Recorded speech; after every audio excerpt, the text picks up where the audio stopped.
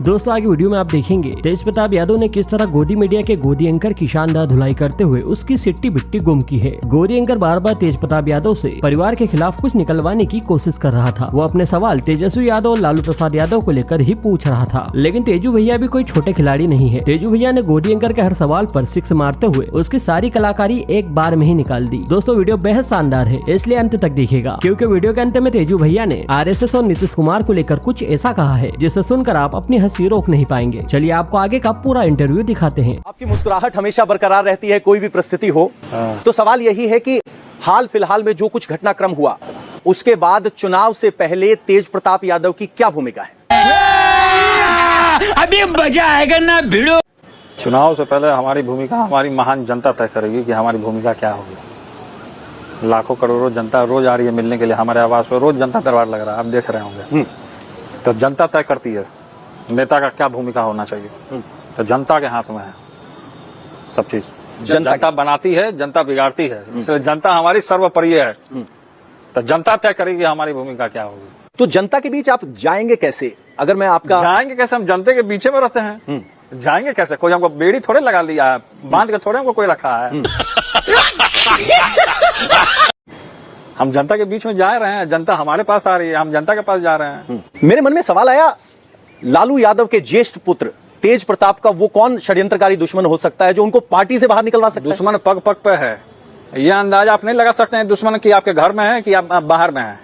पग पग पे कांटे हैं, ये चीज आपको लक्ष्य तय करना है कि किस मार्ग पे आपको चलना है, क्योंकि पग पग पे आपको कांटा है।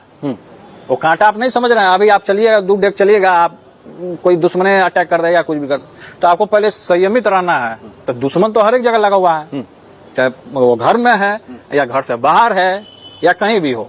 तो पार्टी पॉलिटिक्स जो लोग करते हैं उसके इर्द गिर्द दुश्मन पैदा हो जाते हैं। ये सच्चाई है, ये आज की बात नहीं है।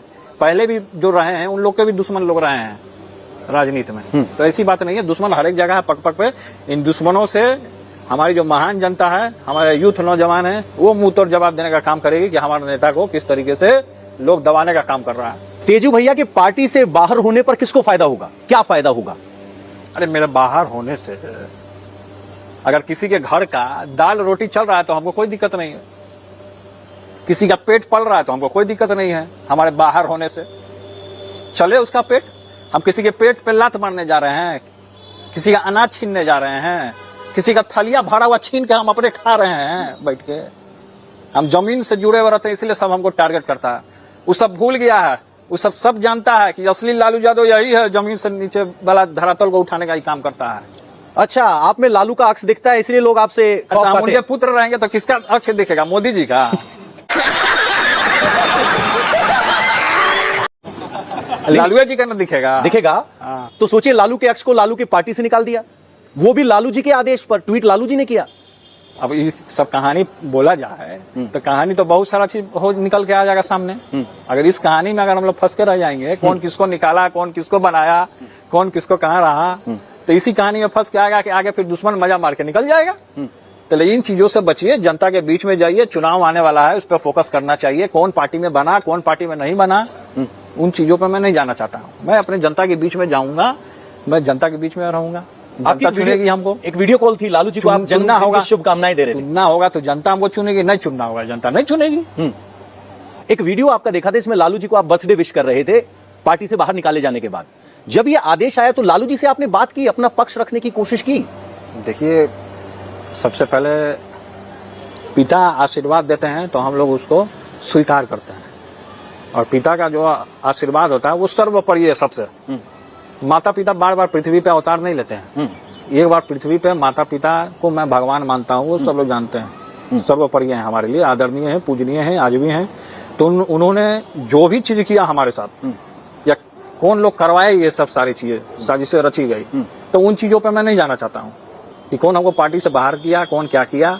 हमारे माता पिता के प्रति हमारे लिए प्रेम है, मैं उनसे प्रेम करता हूँ, बस इतना काफी है हमारे लिए। उससे ज्यादा चीज हमको किसी चीज का लोभ नहीं है, ना हमको किसी कुर्सी का लोभ है, ना हमको कहीं पद चाहिए, ना हमको किसी भी लोभ में हम पड़े रहते हैं। हम भगवान कृष्ण के आनंद भक्त हैं, महादेव के आनंद भक्त हैं, हमको उनसे ऊर्जा मिलते रहता है, हम अपना काम करते रहते हैं। लेकिन फिर भी माँ बाप भगवान के समान है, आप अक्सर मानते हैं, कहते हैं, बोलते रहते हैं।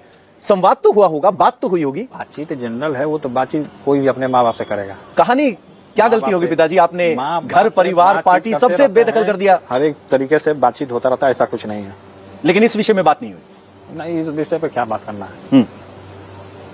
हो सकता है कि हमारे संघर्ष के दिन आ गए, हमको संघर्ष करना है।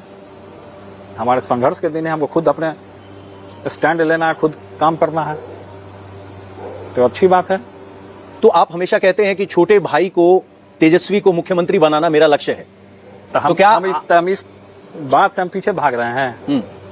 बार बार जो हमको बोला जा रहा है, तो हम इस चीज से पीछे थोड़े भाग रहे हैं। हम तो बोल रहे हैं हर एक जगह सोशल मीडिया में, चैनल में कि मुख्यमंत्री उनको हम बनाएंगे, तो इन चीजों से तो हम पीछे भाग नहीं रहे हैं। आप बड़े बेटे हैं, तो आप सारथी की भूमिका में और वो अर्जुन की भूमिका में कैसे, वो मुख्यमंत्री होंगे और आप किंग मेकर होंगे, ये आपने कैसे तय किया? देखिए, या हालात परिस्थिति ऐसी बनी कि हालात आपको पर- एक्सेप्ट करना पड़ा? एक तो हम भगवान कृष्ण के भक्त हैं, हमको पहले बता दिया। अब हमने तय कर लिया कि हस्तिनापुर की गद्दी पे कौन बैठा।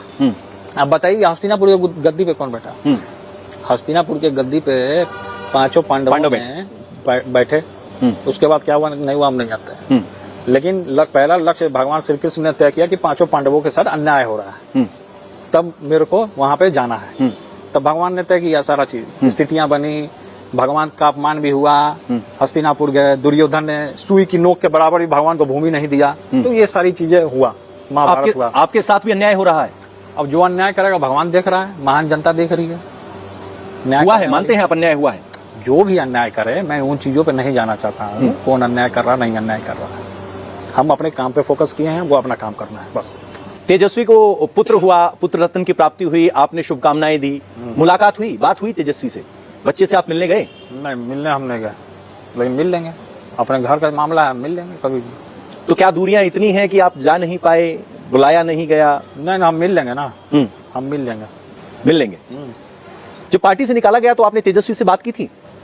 तेजस्वी से बात की थी? तेजस्वी जी का एक बयान आया, इतने बड़े हैं, वो अपने फैसले लेने के लिए सक्षम है। तो हम फैसला लिए ना भाई, हम कहे ना कि हम जनता के बीच में जाएंगे, हम कहाँ बोलेंगे फैसला हमने लिए। फैसला तो सब लोग अपना, जो बड़े जाते हैं वो सब खुद दे लेते हैं फैसला, अपने सक्षम रहते हैं फैसला लेने के लिए। कोई हम जजन थोड़े हैं कि किसी के बात में आकर के हम खुद फैसला ले लेंगे। अपना फैसला लोग अपने खुद लोग लेता है। आप अगर जनता को अदालत मान रहे, जनता तय करेगी, तो जनता को ये भी तो बताइए जयचंद कौन है? कौन है जो तेजू भैया की पीठ में छुरा घोप रहा है? जो भी घोप रहा है छुरा, उसको तो छुरा जनता घोपेगी छुरा। तो जनता को नहीं बताएंगे? जनता को सब पता है। जनता को पता है, आपको पता है, हमें नहीं पता है। जनता को पता है, जनता को पता है, आपको पता, हमें नहीं पता। आपको भी पता है, लेकिन आप बताना नहीं चाहिएगा ना। सवाल ये कि अखिलेश जी ने आपको वीडियो कॉल किया था और एक सवाल पूछा, कहां से चुनाव लड़ रहे हो? वही सवाल हमारा है, कहां से चुनाव लड़ रहे हो? लड़ेंगे चुनाव, कहां से? हम बता देंगे ना अखिलेश जी को। आपको क्या बताएं हम? अच्छा। हम अखिलेश जी को बता देंगे कि कहां से हम चुनाव लड़ेंगे। अखिलेश जी से विशेष प्रेम में बात होती रहती है? हाँ, पारिवारिक संबंध में बातचीत होती है, अच्छा कम्युनिकेशन है उनसे मेरा, दोस्ती अच्छी है, तो बातचीत होती रहती है। क्या सलाह देते हैं अखिलेश जी? सलाह क्या देंगे, बड़े हैं हमसे, उम्र में बड़े हैं, तो सलाह देते हैं कि आगे बढ़ना है, ऊंचाइयों तक जाना है, और क्या सलाह देंगे? अच्छा काम करना है, जनता के लिए अच्छा काम करना है। तो यूपी में अखिलेश से बात हो जाती है, घर में बात होती है कि नहीं? हाँ, होती है, मम्मी से होती है। मम्मी से? तो आप तो मम्मी के बड़े दुलारे हैं, क्या कहा मम्मी ने आपसे? सब रखने क्या? मम्मी तो आशीर्वाद देती है ना, पार्टी पॉलिटिक्स का बात नहीं होता, घरेलू बात होता है उसमें। घरेलू बात होता है। तो घर में घर का बच्चा घर की पार्टी से निकाल दिया गया, माँ ने कुछ नहीं कहा? घर का पार्टी कहाँ है? कौन बोल दिया आपको घर का पार्टी है? लालू जी सुप्रीमो है उसके। वो सुप्रीमो है, आप कह रहे हैं कि घर का पार्टी, घर का थोड़े पार्टी है, पूरे देश का हर एक जगह का पार्टी, पूरे बिहार का पार्टी है। नहीं, सब बिहार की जनता का अगर पार्टी एक परिवार है तो आप भी तो उस परिवार का हिस्सा है ना? पार्टी परिवार है, लेकिन पार्टी अपना अलग जगह है, पारिवारिक रिश्ते संबंध नाते वो अपनी अलग जगह है। मीसा दीदी के भी आप बड़े करीब हैं, उन्होंने क्या सलाह दी इस संघर्ष के दौर के लिए? आप मीसा जी से पूछ लीजिए, वो बता देंगे आपको। अरे आपको दी होगी ना? तो मीसा जी से आप पूछिएगा ना भाई, आप है ना, आप जाके पूछिएगा उनसे। आप एक संगठन चलाते हैं, DSS, धर्मनिरपेक्ष सेवक संघ। हाँ। ये क्या संगठन है? और लोग इसको देख रहे हैं कि ये RSS का बाप है। ऑल्टरनेट पार्टी खड़ी करने की कोशिश। पार्टी नहीं है, वो DSS है, धर्मनिरपेक्ष Sevak Sangh, non political organisation. क्या भूमिका है DSS? हिंदू मुस्लिम सिख ईसाई हम सब है, भाई भाई, सबको लेकर के चलना है। और जो मनुवादी सोच वाले विचार के जो लोग रहते हैं उनको दूर भगाना है। हिंदू मुस्लिम एकता की बात करना, सब लोगों को लेकर के चलना, ये लक्ष्य है उसका। ये जो आप लक्ष्य बता रहे हैं DSS का, ये अमूमन लक्ष्य लालू जी RJD के लिए बताते हैं, तो RJD से DSS अलग कैसे? अलग कहाँ है? DSS के प्रोग्राम में लालू जी भी पहुंचे हैं, पिताजी भी पहुंचे हैं DSS के प्रोग्राम में, उन्हीं का बनाया हुआ है DSS। DSS जो है उन्हीं का बनाया हुआ है। तो एक अलग संगठन की जरूरत आपको महसूस क्यों हुई? तब भाजपा को क्या हुआ अलग संगठन का महसूस? आरएसएस क्या बनाया था वो? इसका सवाल का जवाब दीजिए। नहीं, आरएसएस पहले मिला था, बना था पॉलिटिकल पार्टी अलग। हो गया ना, अलग अलग दोनों बन गया। तो डीएसएस क्या नहीं बन सकता, ये बताइए। डीएसएस रहता है कि सब हिंदू मुस्लिम सिख ईसाई की एकता का, सबको चर्चा, सबको एक साथ लेकर चलना। क्या डीएसएस के मेंबर आरजेडी के मेंबर भी है? सब लोग नौजवान जो है आरजेडी के भी मेंबर हैं, डीएसएस में भी हैं लोग जुड़े हुए। डीएसएस से टीम तैयार होकर आरजेडी में जाते हैं लोग।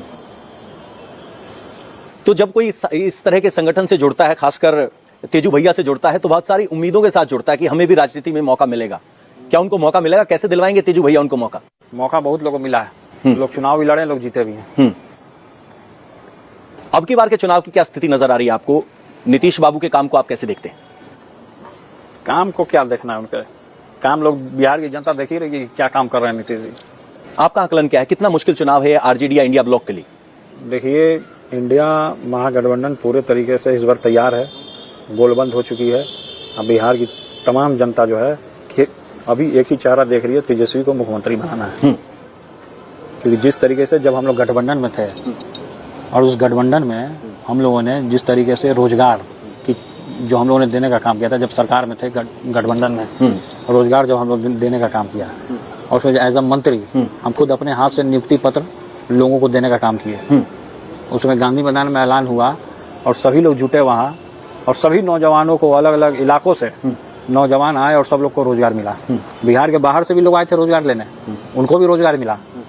तो हमारा पहला इशू यही है कि जिस तरीके से बेरोजगारी फैली हुई है चारों तरफ, बेरोजगारी का तांडव है, उसको रोजगार देकर के फुलफिल करना, शिक्षा में पूरी तरीके से सुधार करना।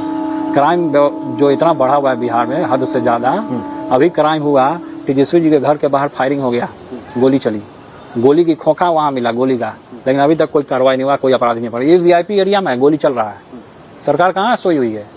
सरकार सोई हुई है पूरे तरीके से। आपके घर में टाउन में गोली चल रहा है। तो आपको लग रहा है कि माहौल बन गया है बदलाव के लिए? एकदम बन गया है, एकदम माहौल बना हुआ है बदलाव के लिए। बदलाव हो के रहेगा, पूरे तरीके से माहौल बना हुआ है।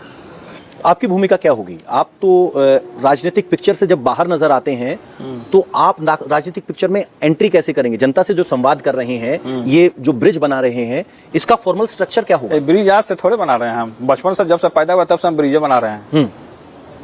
हम ब्रिज आज से थोड़ी बना रहे हैं। लेकिन आपको आगे का जनता को लेके जाएगी ना। कहाँ लेके जाएगी? जहां से आए वहीं लेके जाएगी जनता। अच्छा, आरजेडी में लेके जाएगी? जनता लेके जाएगी। तो चुनाव इंडिपेंडेंट लड़ेंगे या आरजेडी के सिंबल पर मना लेंगे पिताजी को? उस समय सिचुएशन जो होगा देखा जाएगा।